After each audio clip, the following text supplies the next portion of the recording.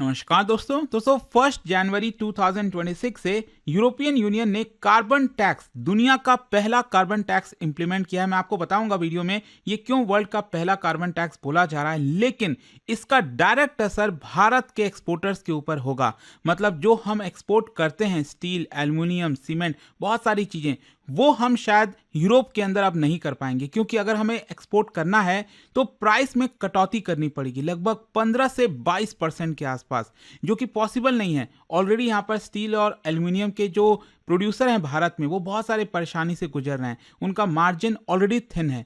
तो वो कट करेंगे तो उनको प्रॉफिट नहीं होगा, इसका मतलब वो काम ही नहीं करेंगे, वो एक्सपोर्ट नहीं करना चाहेंगे यूरोप के अंदर, जिसकी वजह से अगेन ये भारत के ऊपर बड़ा इंपैक्ट करना है। तो इसको थोड़ा सा हम डिटेल में देखेंगे कि ये कार्बन टैक्स एग्जैक्टली है क्या, ये वर्क कैसे करता है, ये टैक्स किसको पे करना है, क्यों भारत पर असर होगा, वो सब कुछ मैं आपको बताऊंगा। चलिए आगे बढ़ते हैं, लेकिन उससे पहले आप सबको बता दूं, स्टडी आईक्यू पर इस समय 50% सेल चल रहा है हमारे न्यू ईयर सेल के दौरान, जहां पर डबल वैलिडिटी भी आपको दी जा रही है। अगर कोई भी बैच आप लेते हो, जैसे 2027 का हमारा प्रतिज्ञा बैच है, इसमें प्रीलिम्स, मेंस, इंटरव्यू सब कुछ की तैयारी कराई जाती है। 18 बुक्स का पूरा सेट आपके घर पर भेजा जाता है, और साथ ही साथ अगर आप प्रीलिम्स क्रैक कर लेते हैं तो पूरा फी भी आपको रिफंड कर दिया जाएगा। अगर आपको कोई भी डाउट है बैच से रिलेटेड, ऑफर से रिलेटेड, ये फोन नंबर है, यहां पर आप कॉल करिए, मेरी टीम आपको अच्छे से गाइड कर देगी। And tell them to use this code Ankit live, maximum discount के लिए लिंक कमेंट सेक्शन में भी दिया हुआ है।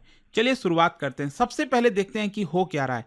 देखिए, यूरोपियन यूनियन ने यहां पर दुनिया का पहला कार्बन बॉर्डर टैक्स इंप्लीमेंट किया है, जिसको ऑफिशियली बोला गया है CBAM, that is carbon border adjustment mechanism. मैं आपको बताऊंगा डिटेल में आगे इसके बारे में, लेकिन इसका होता क्या है CBAM से, कि ये किसी भी इंपोर्टिंग प्रोडक्ट के ऊपर, कोई भी प्रोडक्ट, जैसे भारत में मान लीजिए स्टील बन रहा है, अगर हम स्टील यूरोपियन यूनियन के अंदर एक्सपोर्ट कर रहे हैं तो उसके ऊपर कार्बन प्राइस लगा दे रही है यूरोपियन यूनियन।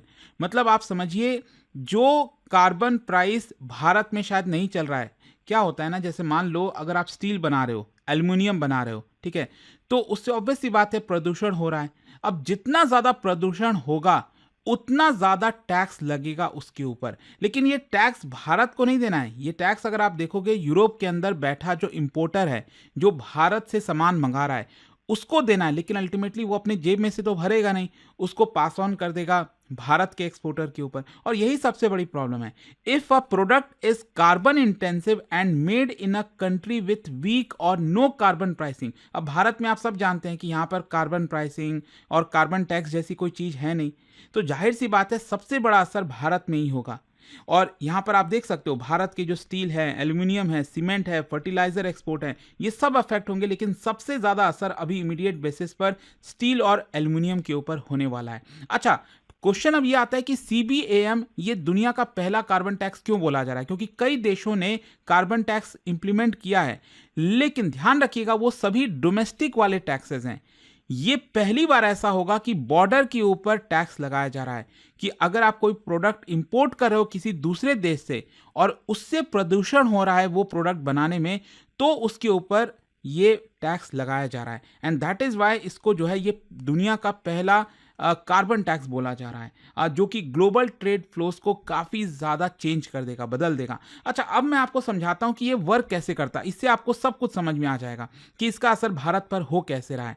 देखो, यहां पर क्या है ना, कि जो यूरोपियन यूनियन में बैठे इंपोर्टर्स हैं, जो भारत से स्टील मंगाते हैं, सीमेंट मंगाते हैं, एल्युमिनियम मंगाते हैं, ठीक है, उनके ऊपर जिम्मेदारी आएगी। उनको कैलकुलेट करना होगा कि जो भी वो भारत से स्टील, सीमेंट, एल्युमिनियम मंगा रहे हैं, उससे कितना कार्बन डाइऑक्साइड एमिट हो रहा है।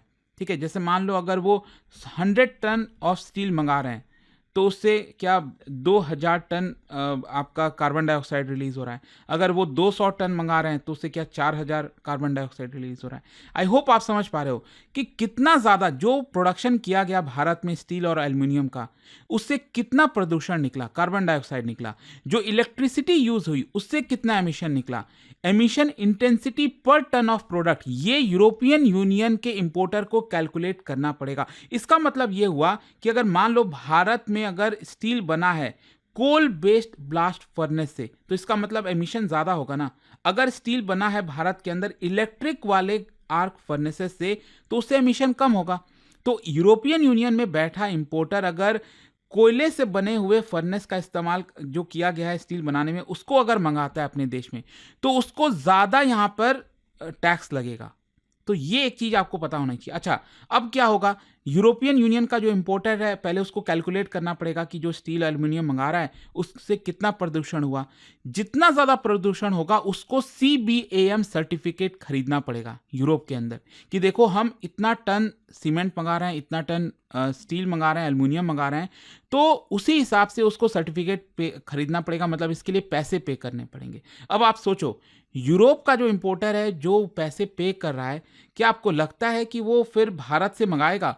अगर मान लो यूरोप के अंदर ही कोई प्रोड्यूसर है, ठीक है, वो आपका सस्ते में माल दे दे रहा है, ठीक है, और क्योंकि वो क्लीनर फ्यूल से बना रहा है स्टील को, तो जो यूरोपियन यूनियन वाला इंपोर्टर पहले भारत से सामान खरीदता था, वो यूरोप में बैठे वाले प्रोड्यूसर से ही खरीद लेगा।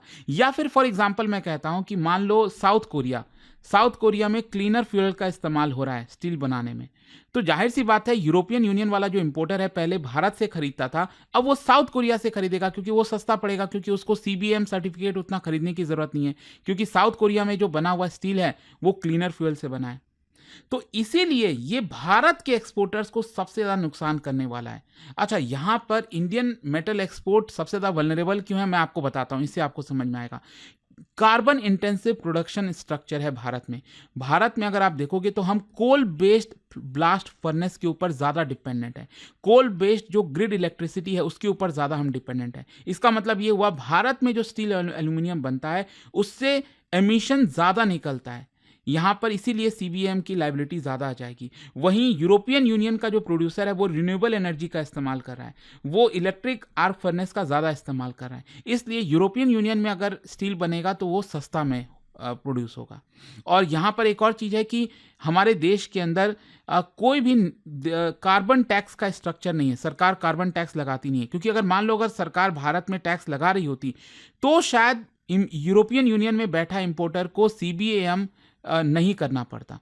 क्योंकि भारत में ये स्ट्रक्चर है ही नहीं, इसलिए यूरोपियन यूनियन ये देखेगा, सब कुछ देखेगा कि भाई कहाँ से स्टील आ रहा है, एल्युमिनियम आ रहा है, भारत से आ रहा है। अच्छा, भारत में देखो कि भारत की सरकार ये कार्बन टैक्स लगा रही है कि नहीं लगा रही है, तो इसका पूरा पैसा हर्जाना पे करना पड़ेगा यूरोपियन यूनियन के इंपोर्टर को। ये आई होप आप समझ पा रहे होगे। अच्छा, अब एक चीज़ समझिए, मान लो यूरोपियन यूनियन के का जो इंपोर्टर है जो भारत से स्टील मंगा रहा था, पहले मान लो वो 1,000 रुपये पे कर रहा था, लेकिन अब क्या है, उसको CBAM सर्टिफिकेट खरीदना पड़ेगा, उसका कॉस्ट मान लो 200 रुपये आ गया। मतलब अब यूरोपियन यूनियन के एक्सपोर्टर को कॉस्ट कितना पड़ा, 1,200 रुपये।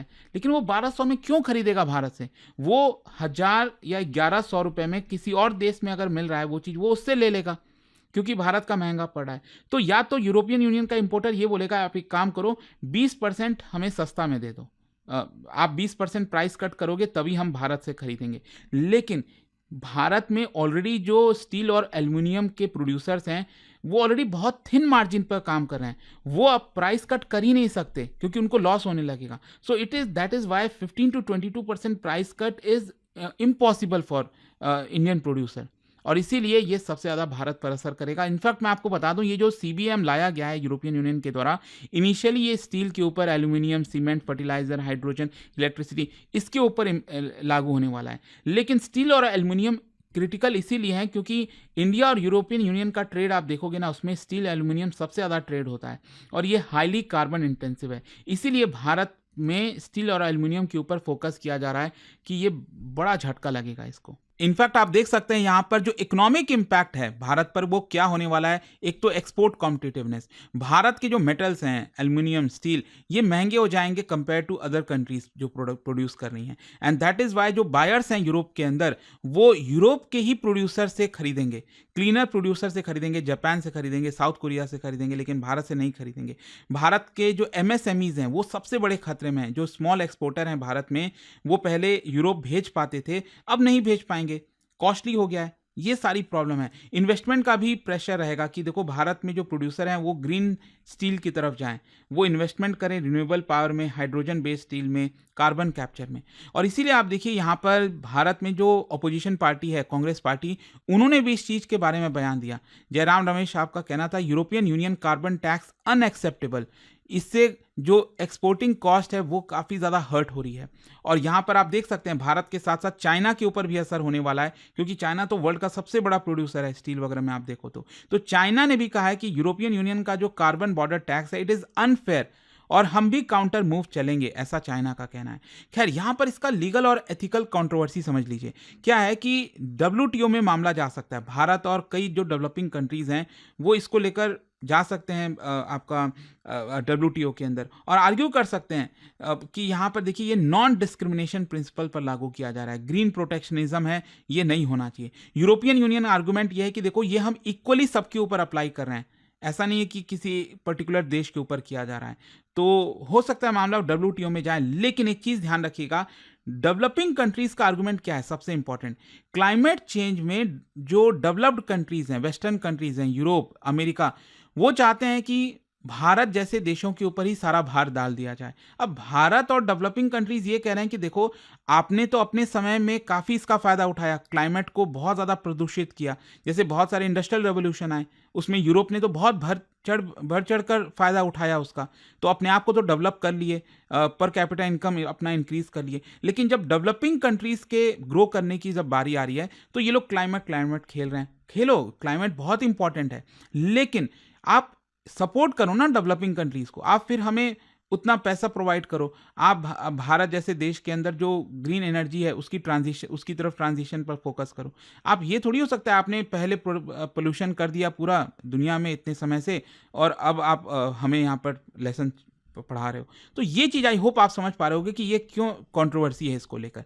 हाँ, लॉन्ग टर्म ग्लोबल सिग्निफिकेंस भी आप समझिए, ये जो CBAM लाया गया है, दुनिया का पहला कार्बन टैक्स, इससे काफ़ी कुछ बदल जाएगा। दुनिया भर में जो ट्रेड हो रहा है, ये नए एरा ऑफ ट्रेड की शुरुआत हो रही है, जहाँ पर क्लाइमेट पॉलिसी और ट्रेड पॉलिसी मर्ज हो रही हैं। मार्केट एक्सेस डिपेंड करता है कि आपने किस चीज़ से प्रोड्यूस किया है, ग्रीन एनर्जी से किया है कि कोयले से प्रोड्यूस किया है। और बाकी जो कंट्रीज़ हैं, US, UK, जापान, ये भी काफ़ी क्लोजली देख रहे हैं। हो सकता है वो भी इसी प्रकार का मैकेनिज्म ले आएँ और इस तरह की चीज़ें आगे देखने को मिल सकती हैं। तो आई होप कि ये जो पर्टिकुलर कार्बन टैक्स की चर्चा हो रही है 1-2 दिनों से, वो आप समझ गए होंगे। और जाने से पहले एक बहुत ही इंटरेस्टिंग क्वेश्चन, क्या आप बता सकते हो इनमें से कौन सा रॉ मटेरियल सबसे इंपॉर्टेंट है अगर पिग आयरन को प्रोड्यूस करना है?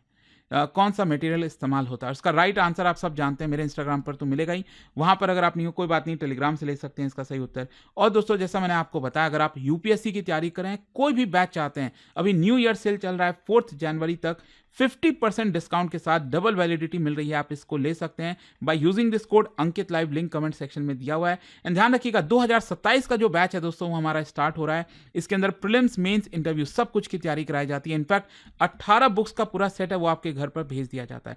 कोई भी डाउट है बैच से रिलेटेड, ऑफर से रिलेटेड, ये फोन नंबर दिया है, आप इस पर कॉल भी कर सकते हैं, वहां पर आपको हेल्प कर दी जाएगी।